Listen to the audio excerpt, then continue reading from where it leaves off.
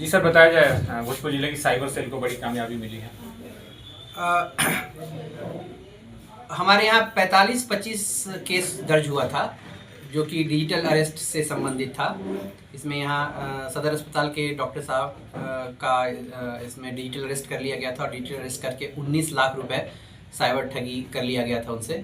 इसमें पिछले बार भी हम लोगों ने दिल्ली में रेड किया था और 2 लोगों को गिरफ्तार किया था। उसमें एक पिछले बार रेड में एक आदमी की तलाश थी जो कि जो फाइनली पैसा लेता था अपने कब्जे में, वह बचा हुआ था।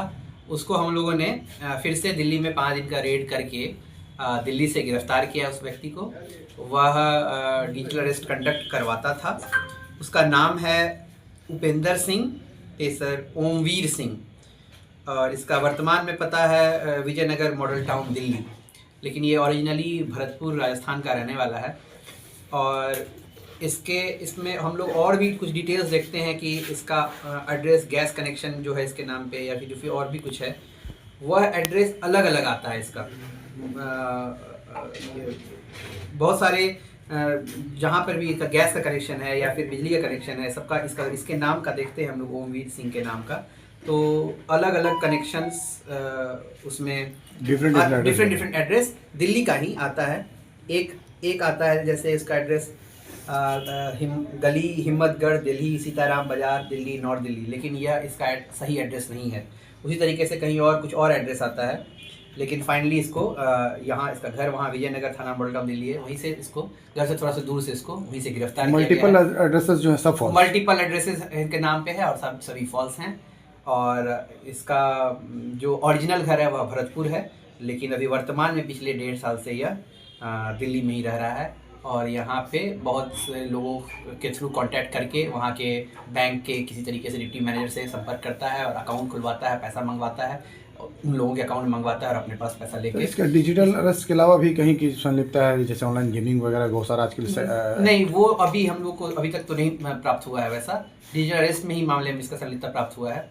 और इसका और कहना है क्या कि और भी किसी के साथ मिलकर ये करता था, जिसमें किसी एक का नाम बताता है जो कि अभी दमदम कलकत्ता के जेल में बंद है कुछ। और इसका अपना अभी और कहने का मतलब अभी वो सब सत्यापित नहीं हुआ है, लेकिन जहाँ तक इसने अपने बात को कन्फेस भी किया है कि मैंने ये किया है। गैंग सर कैसे काम करता था ये? वही है, डिजिटल अरेस्ट से फ़ोन करवाकर किसी के अकाउंट में पैसा मंगवाना, और अकाउंट में कैसे पैसा मंगवाना, तो वहाँ के बैंक के डिप्टी मैनेजर से संपर्क साध करके कि हमारे किसी दूसरे के माध्यम से बोलवाना कि बिजनेस करते हैं तो बिजनेस का एक दिन में जितना पैसा आ सकता है एक दिन में उतना पैसा नहीं निकल सकता, इसलिए अलग अलग अकाउंट खुलवाने की ज़रूरत है।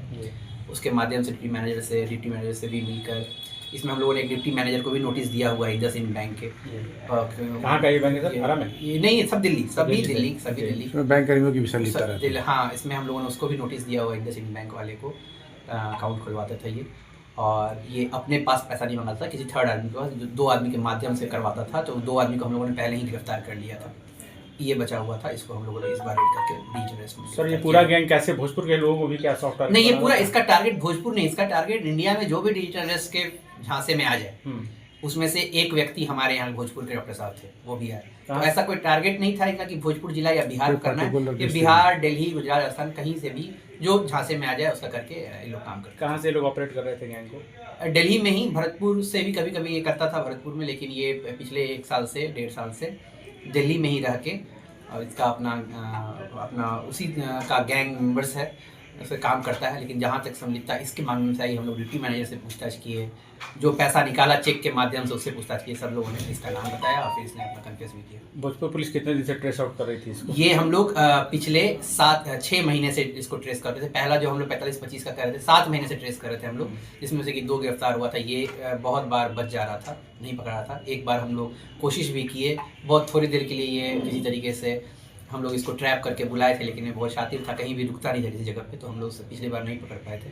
इस बार हम लोग पूरे प्लानिंग के साथ बिहार पुलिस गई थी, 5 दिन रही, पूरा ऐसा ट्रैक करते हुए इसको हम लोग सफलतापूर्वक अरेस्ट करके ट्रांजिट रिमांड मिला हम लोगों को। आज हम लोग इसको कोर्ट में समर्पित करेंगे। सर क्वालिफिकेशन क्या? बहुत क्वालिफाइड बंदा है क्या? आपने बताया बहुत शातिर है, बहुत शातिर तरीके से लोगों को। ये इस लड़के ने लॉ से ग्रेजुएशन किया हुआ है, जयपुर के जवाहरलाल नेहरू यूनिवर्सिटी से।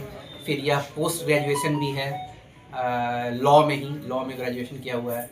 हम लोगों ने पूछा ऐसा क्या है मतलब, लेकिन ये कभी भी मैंने पूछा कि तुम्हारा कॉलेज में अटेंडेंस क्या है, तो कॉलेज ये रेगुलर अटेंड नहीं करता था, ये बोलता था कि हम ऑफ कैंपस से ही कॉलेज में पढ़ाई करते थे। लेकिन हाँ, ये पोस्ट ग्रेजुएट है और ग्रेजुएशन भी इसने लॉ से जवाहरलाल नेहरू यूनिवर्सिटी जयपुर से किया है। सर जो डॉक्टर ठगी का शिकार हुए थे उनका पैसा वगैरह भी निकल गया? हाँ, उनके कोर्ट के माध्यम से अलग अलग चैनल में प्रोसेस में है उनका पैसा रिकवरी का।